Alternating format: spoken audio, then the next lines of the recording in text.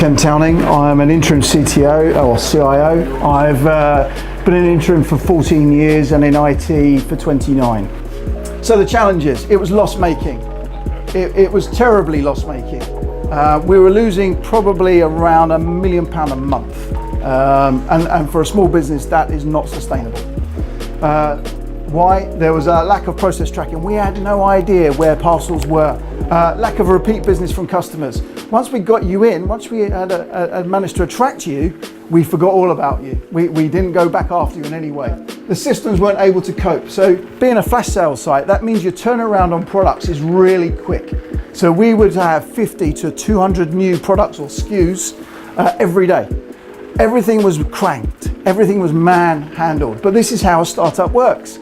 It's a few individuals who are just prepared to blood, sweat and tears through everything to build this brand. So my job was to come in and scale the business. Ken, all we want you to do is look at our IT platforms and scale it so that we can then get further up the chain and get to this 250 million before we can sell. And by the way, Ken, we've chosen the e-commerce suite you need to do, and it's this company here, and all you need to do is get it implemented. Brilliant. And by the way, could you just reinvigorate the IT staff, all 5 of them? Because they're a little bit filling out of it at the moment. That's because there's 50 buyers over there buying new products, but 5 IT staff supporting the whole thing. But you know, Ken, if you could do that, that'd be great. Then my job changed. Ken, we don't want to scale the business. Everyone's getting a little bit twitchy. We're not trusting in the scale and the growth of this thing now. We've got 4 million customers. We just want to get repeat business. Can you reduce the overheads? Can you make sure the systems are more stable? And then we can go after how we get repeat business from the customers by doing a bit of personalization on a website. You know, just a bit of personalization. Everybody does that, don't they? Because by February, we sold the company. So we've gone from this, Ken, your job is to scale. No, Ken, your job is to reduce costs. No, Ken, your job is to help us sell it. So the role of a startup CIO is slightly different to a CIO in larger companies, particularly in an online business. You are the center of attention and there is nowhere to hide. You do get your hands dirty. I literally found myself typing SQL. I never did before, but I did in this role. Much broader than IT. We didn't have an HR department, a procurement department. Our finance department was one guy and a lady. So you find yourself in the boardroom acting head of HR.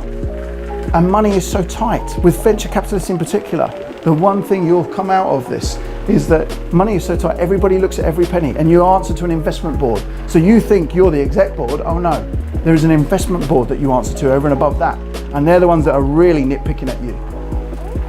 But you get opportunity after opportunity. It's relentless and you can't stop thinking. You automatically get passionate about it because you can't stop thinking about the next thing you could do. And it's so brilliant that you could do it. And you're buying into a greater good because you've probably gone into this startup looking for equity. Because you certainly don't get a salary out of it, or certainly not equating to any day rates that you might be used to. And so you have to go into this with a really clear mindset that you're doing it for fun. And that if there's a great outcome at the end of that fun, fantastic, but that's not guaranteed. Interestingly, I think it's probably 2 years that I learned the most about IT's role in a business, digital in a business.